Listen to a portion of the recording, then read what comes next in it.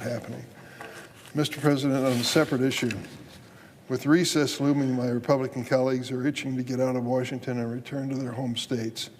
Why are they so eager? I'll tell you, they have some explaining to do, and that's why they want to go home.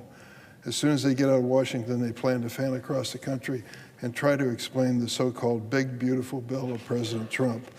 But until then, the Senate Republicans are taking the Senate floor to say good things about this bad bill. That included the junior senator from Louisiana, who several times came to the Senate floor claiming that Medicaid spending was not cut in the big, beautiful bill. Sorry, that's false. Let me remind folks, this Trump budget bill reduces spending on health care programs by $1 trillion. Louisiana is expected to lose $27 billion in federal Medicaid funding over the next decade alone. It removes 10 million Americans from insurance coverage and threatens hospitals and nursing homes. And he waved away the millions of Americans who will lose their health care coverage, writing it off as simply going after double dippers, which has been explained at length by the senator from Louisiana, people who were ineligible in the first place for medical coverage. The senator held up a press release from CMS, the federal Medicaid agency, with a splashy, deceiving headline claiming that 2.8 million Americans are signed up for Medicaid in 2 different states. Well, if fraud on that scale does exist, then I want to join the effort to put an end to it. But unfortunately, the statement is not accurate. That is not what's happening. The CMS press release provided 0 evidence of that claim about massive scale fraud. It's like the president's statement after the State of the Union address that people 120 years old were drawing Social Security. Not true.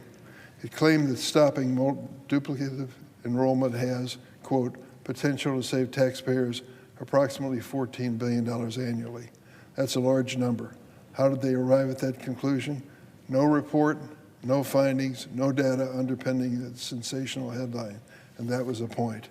The supposed smoking gun that the junior senator from Louisiana touted failed to mention just because someone was enrolled in multiple states could be explained in something basic like they moved, or that their names were found on 2 federal health programs. Fraud? Maybe, but they could have lost their job and no longer could pay health premiums, so they enrolled in Medicaid.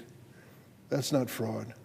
Even CMS had to caveat with the word potential when talking about whether were people actually receiving benefits from 2 different programs.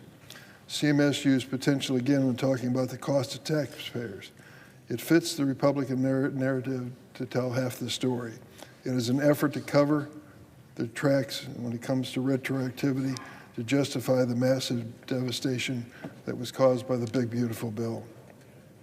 What the junior senator from Louisiana wants you to believe is the only way to root out waste, fraud, and abuse in Medicaid is by passing the single largest health care cut in American history.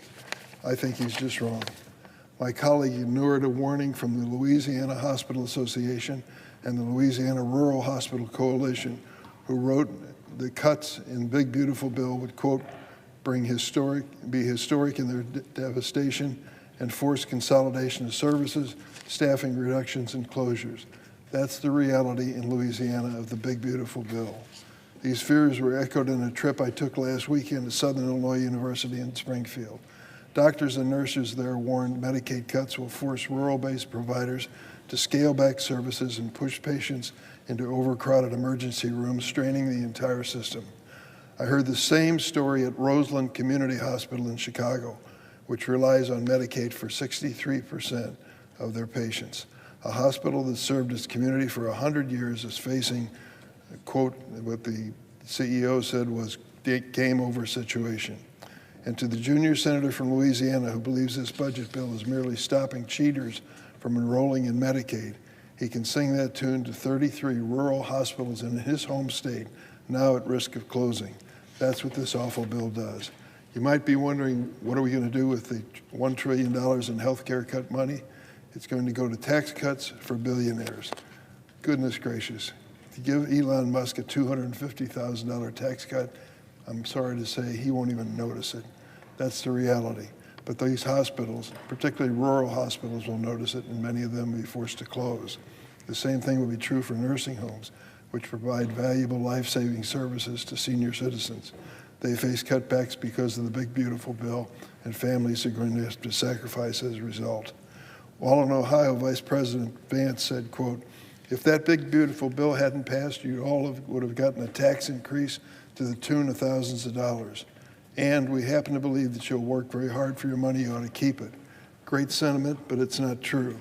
The truth is that working families will see more of their hard-earned money gone for higher personal health care costs. Hang on tight. The cost of health insurance premiums and the cost of health care itself is going to continue to increase at the expense of American families. We estimate they'll lose $2,400 a year. What is the tax break that comes out of the big, beautiful bill? If you're making $35,000 or less in annual income, $13 a month. $13 a month versus $2,400 a year. Do the math. Working families will be the losers in that respect. I see we're coming upon time for a scheduled roll call vote, and I don't want to delay that. I'll ask unanimous consent to put the rest of my statement in the record. Without objection.